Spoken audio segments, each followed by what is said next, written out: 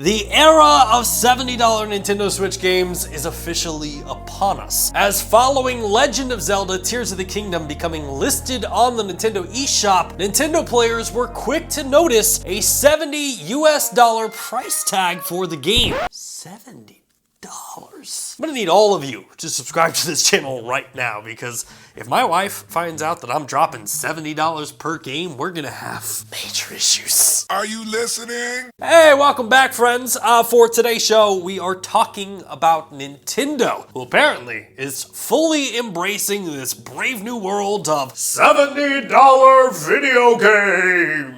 Now, of course, the year is 2023, and we're not strangers to a $70 video game, as Take-Two was the first publisher to move over to $70 video games, who was quickly followed by PlayStation, and most recently, Xbox revealed that they would be embracing $70 video games as well. But for the most part, Nintendo was kind of the outlier. However, late last night, Nintendo gamers began to discover new listings for Legend of Zelda Tears of the Kingdom on sites like Amazon, GameSpot, and the Nintendo eShop, all listing this game as $69.99 US.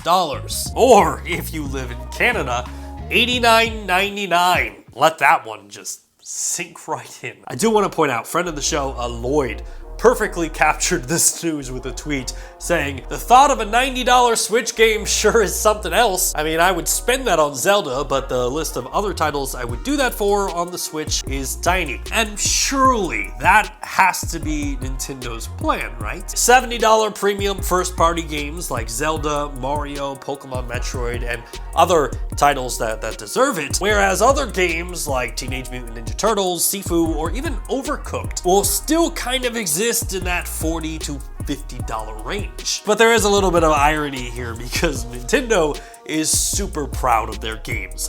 Breath of the Wild is almost 6 years old, and that game is still $60 at retail. So Nintendo jumping to a $70 price range, that really doesn't surprise me. What surprises me is that Nintendo didn't ask for more. Legit, by now, the Nintendo player base is just so used to eating shit from Nintendo. This player base has had the same hardware for the last 6 years, and Nintendo isn't even hinting at a next-gen console. Nintendo's online services are the roughest of all the platforms. And as far as third-party support goes, the Nintendo player base has been getting screwed this generation.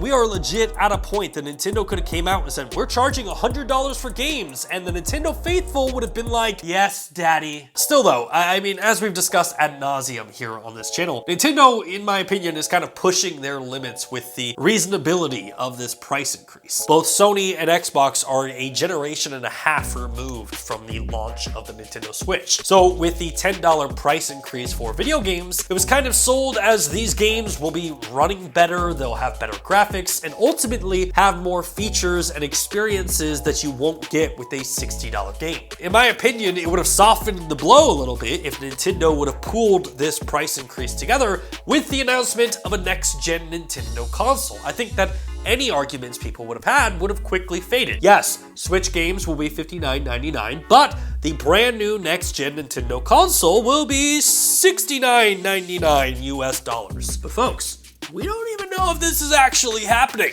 because what makes this whole story really interesting is that following the discovery, Nintendo removed the $69 price tag, and as Benchy Sales noted on Twitter, GameStop, Best Buy, and Amazon have all stopped taking pre-orders for Legend of Zelda Tears of the Kingdom. So, $1 million question obviously is this price increase really happening? Or was Nintendo just like testing the waters a little bit to kind of gain public response? Personally, I think Nintendo has like a direct airing later today, which is where I suspect we'll hear the first news about this price increase. But there's still a chance that this was all just a mistake, because as VGC reported today, during Nintendo's investors call earlier this week, Nintendo's president said, "The company has done our best to maintain both the value and price of hardware and software within our long-term business strategy." Nintendo's president continued to say that the company does not believe that any changes to this policy are necessary at this stage. So unfortunately, all of that confusion kind of leaves us in a waiting game.